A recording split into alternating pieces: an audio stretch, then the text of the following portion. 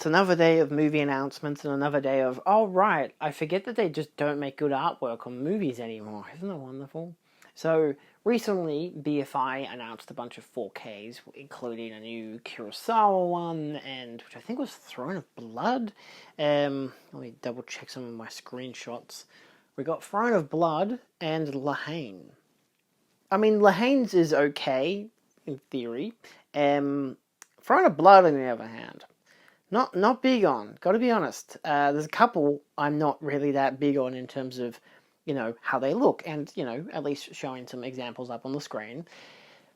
Some of the BFI ones of recent, especially the Kurosawa ones, have just been a shot from the movie and then the name of it below. And look, they're not completely guilty of being the only ones doing this. Criterion have done it a few times. Arrow Video have not really done it. Maybe they have, but nothing's coming directly to mind.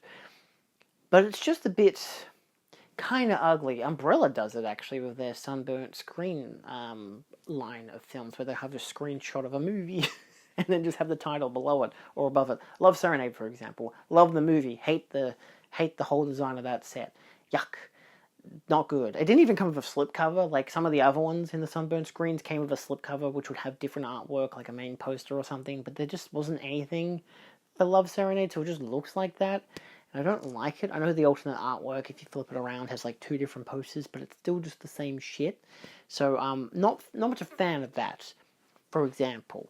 But it's one of those things for someone like myself who loves variations of artwork, and to see different kinds of posters on display and different just interactions between, you get, say like Imprint with their hard case sets, you get the hardcover, you'll get an inside case, usually it's 1 or 2 inside cases, and both of them will have different versions of artwork. Take Voyage of the Damned, for example, or, Capricorn 1, and I just like how it's just different versions of posters from either different, countries or territories or stuff, and the fact that they're able to get the rights to it, to be able to use that on their sets, which is really, really nice. And to see a brand like BFI get these wonderful new 4K restorations, or UHD transfers and whatever, especially for Kurosawa films, which usually are visually fucking spectacular.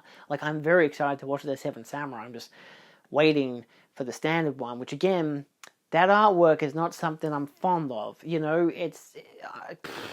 why? Take the red shoes from the Criterion. I don't like the artwork. It's just an image from the movie, and then just this, bam, there's the title slapped on the front with a little C on the top. It screams uninventive, and I don't understand why they do that. Like, it could be a thing of, they can't get the rights to it, but at the same time, I prefer a variation. You either get the original poster, which is usually my preferred method of where to go. Even, like, with Letterboxd, I will, because I'm a patron, I will change it so it's an original poster. Or if I really like one of the custom-made ones, or one of the re-release ones, or something like that, I'll be like, that looks kind of juicy, let's plump that up a little bit. Like David Lynch's Blue Velvet. I don't like the main poster, so I changed it to something else, because I figured it looked better and more appropriate for the film.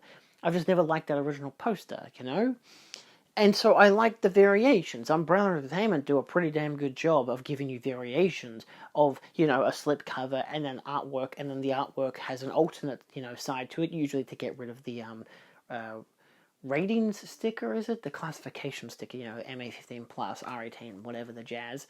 The real hardcore shit. And they replace it on the other side with a blank space, which looks better. But also, the alternate artwork has a different back, which usually is a different kind of poster. Again, do I have one that's readily available? The Love Witch. Please tell me there's no nudity on this one.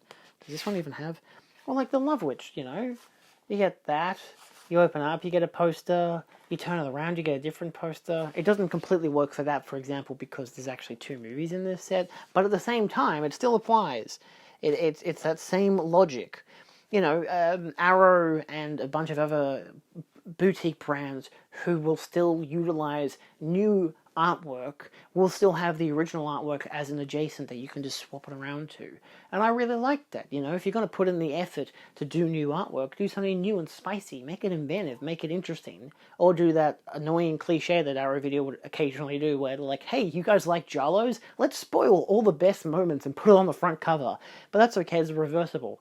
just in case you don't want to get spoiled by every death sequence in fucking, I don't know, I was going to say Suspiria, but that's the Synapse release, which also has that kind of a poster that just ruins all the best moments.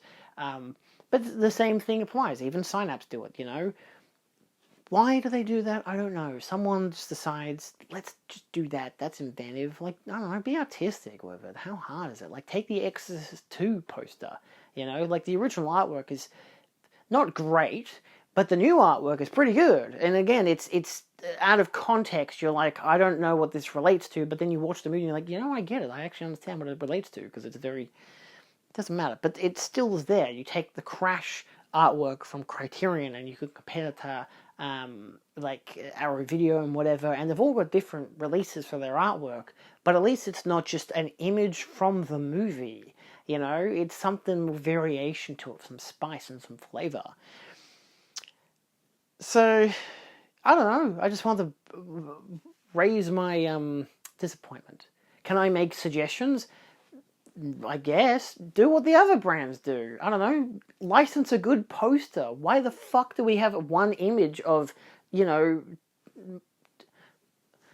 Oh my god, I forget his name. Toshihiro Mifune, for example. There's like a lot of those Kurosawa ones feature him, and you know what the annoying part... Oh my god, I just realized that would be even more annoying, because it's just going to be like constant images of him on each different release, and unless you have seen all of them, or have a great memory of exactly when that shot happened, you'd be like, I don't get it. I can't remember what film this is because it has the exact same look as this one over here. I mean, probably not, because again, it would still have the title on the front cover, and not everyone's that stupid. But at the same time, it's worth noting that it's a thing, and it's still disappointing. So, yeah, yeah. It doesn't encourage me to buy the releases as much. Like, I still want to, because I don't... Even if I don't have them, but I probably do anyway, because most of them I have as Criterion releases, I would like to get the visual upgrade because, you know, 4K UHDs for black and white films, especially with like the HDR or Dolby Vision uptick, is usually amazing. And I've heard, especially about Seven Samurai being really, really good. It would help if I've actually watched some of them. Like, I haven't, to my knowledge, I haven't seen Throne of Blood, but I have seen Seven Samurai, and that one's great. I don't currently have it in my possession because I've lent that to a friend. But that's just the kind of nice guy I am. But have they done it for Sanjuro and Yojimbo? I'm pretty sure they have as well. I know like High and Low is getting a new release. Like, there's a bunch of stuff like that where, yeah. Like, if the theatrical poster was just a bunch of guys sitting around, then it's like, cool, sure, that's the theatrical poster, and that's the theatrical poster, because it still resembles some kind of artistic intent. What's the movie about? It's a bunch of guys just sitting in a circle. All right. That's the poster, you know. I'm trying to think of anyone that's actually anything exactly that's an example of that, but I can't really think of anything. But I just keep thinking of like High and Low or something, but that's not a bunch of people sitting in a circle. But you understand what I mean. So, yeah, there you go. No one from BFI is going to watch this, but if they do, up your game or something, what's going on? I don't get it. I don't get it. Alright, that's all. Let me know your thoughts down below. Do you love this kind of stuff? Would you, like, if you were comparing, like, the Criterion release of Throne of Blood to the BFI, would you argue it on the terms of artwork? You probably wouldn't. Most people probably wouldn't, and also one would have to be an import, wouldn't it? Because if you're in the UK, you'd have to import the Criterion, but if you're in the US, you've got to import the BFI. If you're in Australia, you have to import both. So... it just becomes a question of, actually, I should get the 4K from BFI because it'll look better, even though the special features in the Criterion are probably better. Buy both. I don't know. It's up to you if you have the money for it, and you can just afford to do that. So, yeah. Anyway, that's all, I guess. Nothing much else to complain about.